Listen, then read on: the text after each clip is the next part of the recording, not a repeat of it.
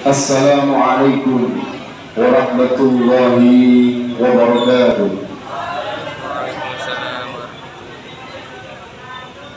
Alhamdulillahi rabbil alamin, wassalatu wassalamu ala asyrafil anbiya'i wal mursalin sayyidina wa habibina wa syafi'ina wa qurrata a'yunina Muhammadin wa ala alihi wa ahli baitihi wa ashabihi ajma'in. Qalu subhanaka la ilma lana illa ma 'allamtana innaka antal alimul hakim. Amma ba'd. Hadratil mukaramin, para alim, para ulama, Bapak Ibu dan guru yang hadir saat ini, semua siswa-siswi SM Maryam kelas 10-11 yang melaksanakan pengajian rutinitas kajian di hari Selasa ini dengan kitab Safinatun Najah yang dirahmati, disayangi, dicintai oleh Allah SWT. Amin ya rabbal alamin. Alhamdulillah, di kesempatan pagi yang cerah ini, takdirnya Allah SWT kita masih diberikan kesehatan, kenikmatan, keberkahan. Moga-moga kita yang saat ini bisa melaksanakan ngaji bareng. Allah SWT memberikan kemudahan, kelancaran semua aktivitas kita, dan moga-moga kita menjadi hamba-hamba Allah SWT, disehatkan fisik psikis kita, sejahtera zahir batin kita, bahagia, selamat dunia sampai akhirat. Amin ya rabbal alamin. Seperti biasa, dudukan saya, mari kita baca doa thalabul ilmi. Moga-moga ilmu yang kita pelajari kali ini, kemarin dan yang akan datang, menjadi ilmu yang bermanfaat, menjadi ilmu yang barokah, menjadi ilmu yang mengantarkan kita semuanya selamat dunia sampai akhirat. Amin ya rabbal alamin. Bismillahirrahmanirrahim. Bismillahirrahmanirrahim. Allahumma anfa'na bima 'allamtana wa 'allimna ma yanfa'una wa zidna ilman nafi'a. Al-Fatihah. A'udzu billahi minasyaitonir rajim. Bismillahirrahmanirrahim. Alhamdulillahi rabbil alamin. Arrahmanir rahim. Maliki yaumiddin. Iyyaka na'budu wa iyyaka nasta'in. Ihdinas siratal mustaqim. Siratal ladzina an'amta 'alaihim ghairil maghdubi 'alaihim waladdallin. Amin. Baik, silakan dibuka kitabnya dan ditulis tentunya yang penting tentang syarat sujud. Ya, judulnya tentang syarat sujud. Bismillahirrahmanirrahim. Qala al-musannifu wa nafa'ana bi ulumi fid dharain. Amin. Faslun, utawi iki ku fasal bab syurutus sujudi, utawi pira-pira syarate sujud iku sab'atun, ono itu. Pertama, ayas juga iku yen to sujud sapa ala sab'ati a'dha'in, ing atase pitu pira-pira anggota. Yang namanya sujud itu harus pakai 7 anggota badan. Ya, mana saja Pak? 1, 2, 3, 4, 5, 6, 7. Loh, kok 7 ketemunya di mana? Dahi atau kepala ini, ya, wajah ini. Yang 2 mana? Telapak tangan.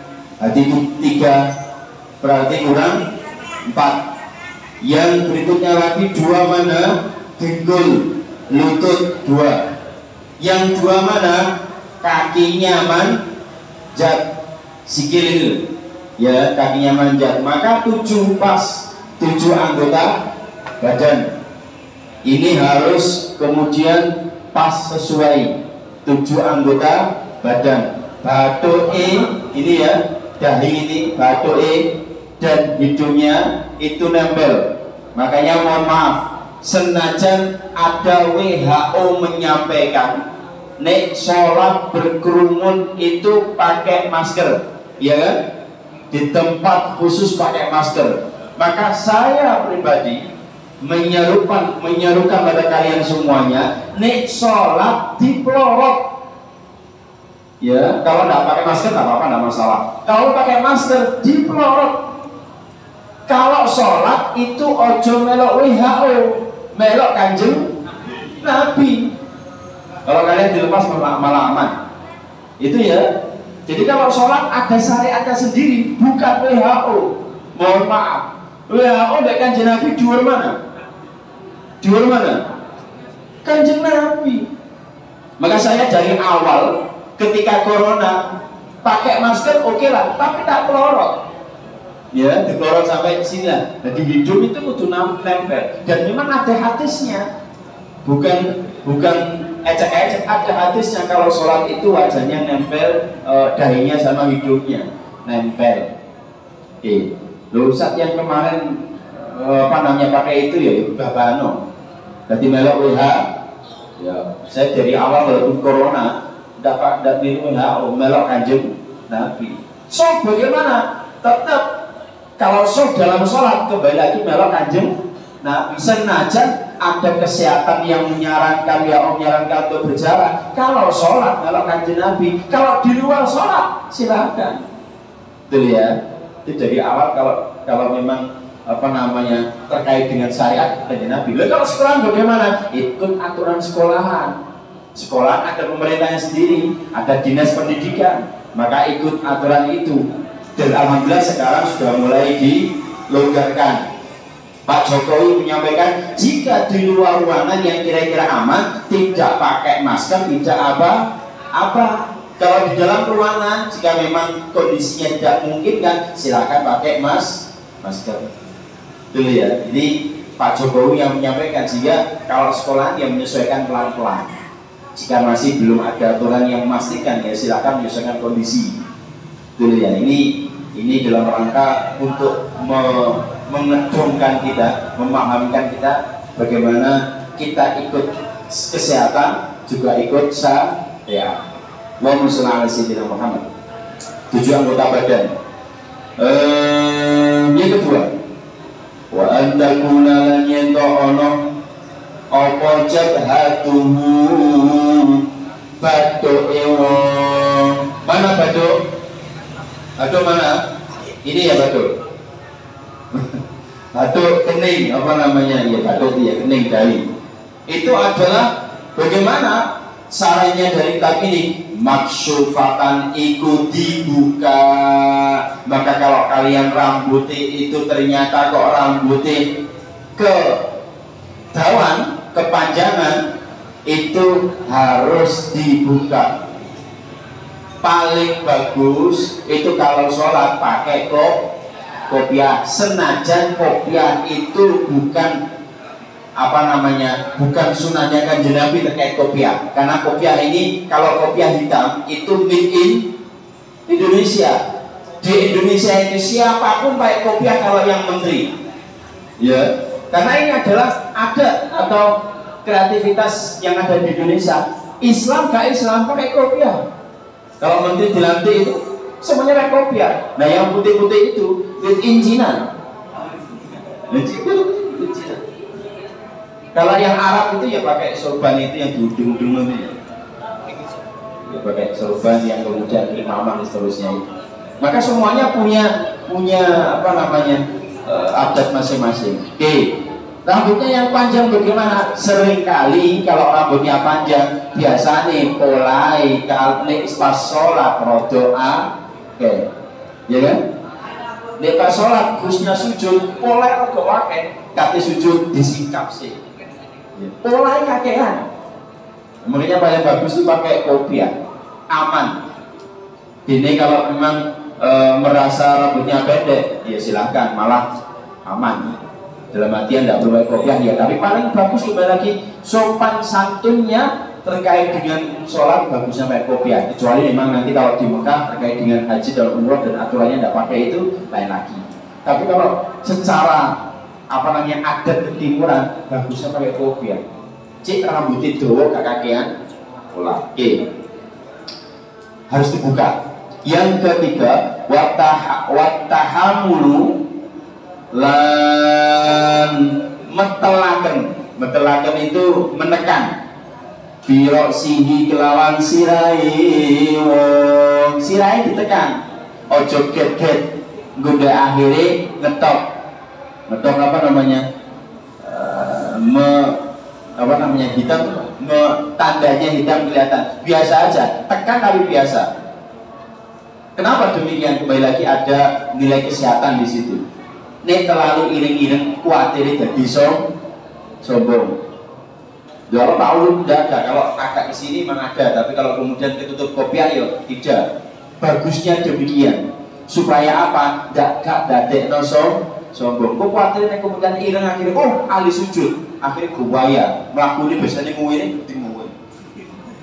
Dia ngetokno badoe gitu kan. Kadang kan ada mohon maaf tidak niat menyinggung siapapun. Tapi kemudian kalau bisa mengendalikan hati silakan. Tapi kalau tidak bisa, harus biasa. Tidak usah kemudian direm. Karena ireng itu bukan tanda sujud yang asli. Tanda orang itu min athari sujudnya benar itu adalah kelakuannya habis sholat tambah biasanya rasa-rasaan sholat akhirnya berhenti rasa-rasaan. Nek sing pacaran karena barokah sholat akhirnya berhenti sholatnya.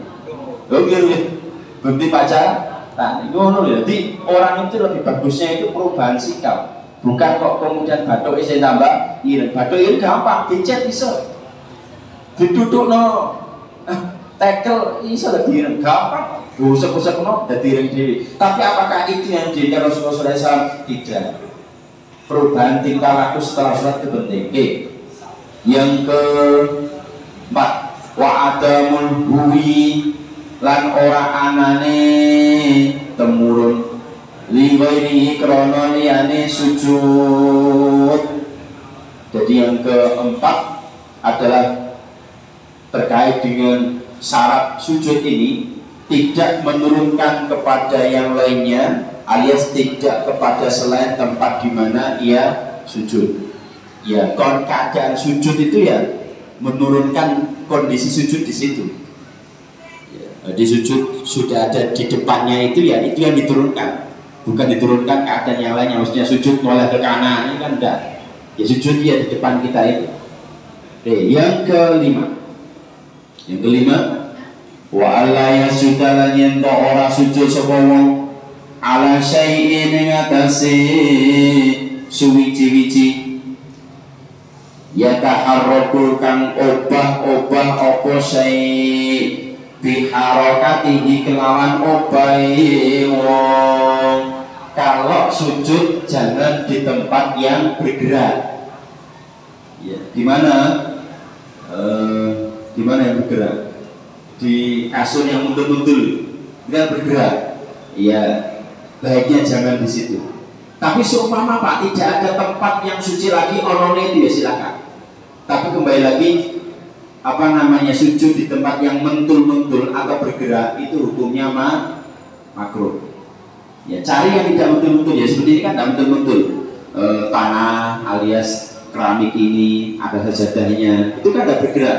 Jangan yang bergerak.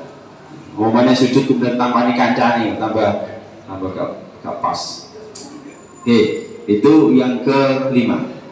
Yang keenam, wartifa'u asafilihi lan ngangkat wartifa'u asafilihi lan ngangkat bokongi wong. Tahu bokong ya? Pantat. Ala alihi nungguli ing atase sirahe wong. Jadi kepalanya ini adalah harus lebih tinggi pantat daripada kepalanya, kecuali mohon maaf kalau memang sujudnya itu orang-orang yang sakit, beda lagi. Orang katarak habis operasi tidak bisa sujud dengan gayanya sujud yang asli, maka silakan. Sujudnya kok dikira-kira kok ini, boleh, tidak masalah. Kalaupun seumpama dia bisa berdiri, bisa, kalaupun rukuknya juga dikira-kirakan karena sakit, tidak apa-apa. Karena memang sholat itu tidak boleh ditunda-tunda. Dan sholat yang paling bagus as-sholatu ala waktiha, sholat tepat waktu. Di awal waktu, barokahnya luar biasa. Sholat tepat waktu di masjid itu luar biasa. Maka cari sholat-sholat yang awal waktu. Bapak tidak boleh Pak sholat di dalam waktu, boleh, boleh. Tapi karomahnya, fadilahnya jelas beda, manfaatnya jelas beda. Dan orang sholat berjamaah itu jangan dianggap remeh, luar biasa. Apalagi di masjid. Kita masuk ke masjid ini ya, itu ribuan malaikat yang menjemput kita, mendoakan kita. Apa doanya? Allahumma fir lahum warhamhum, ya Allah ampunilah mereka kita ini dan rahmatilah mereka kita ini. Itu didoakan oleh malaikat sampai nanti kita biar dari masjid. Hebat. Ya makanya kita jangan meremehkan masjid.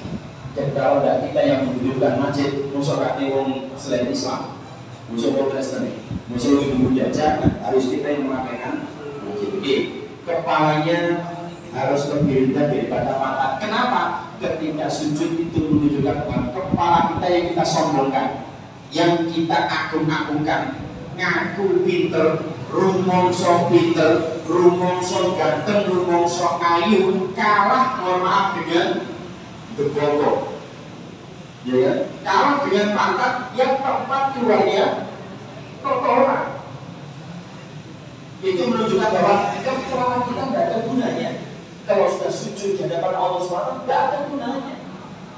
Nah itu menjadi tolak ukur dalam firman sendiri. Ojo dadi wong sombong karena ayune gandengi, karena sugih, karena pintere. Ojo sombong karena di atas yang cantik, di atas yang ganteng, di atas yang kaya, itu masih ada yang lebih tinggi lagi. Maka kalau sudah sholat, itu mesti jadi dosen tawabu, gak sombong. Oke, kamu senang sini dalam hal. Paham itu? Understand? Moga-moga setelah sholat tambah tawadhu. Moga-moga setelah sholat tambah api. Setelah sholat tidak melanggar maneh. Moga-moga. Termasuk setelah sholat kemana-mana pakai helm. Maksudnya ketika naik kendaraan, cukup dan antar masalah. Woi kamu apa diterap? Bas. Woi aku karena bisa naik enggak pakai helm.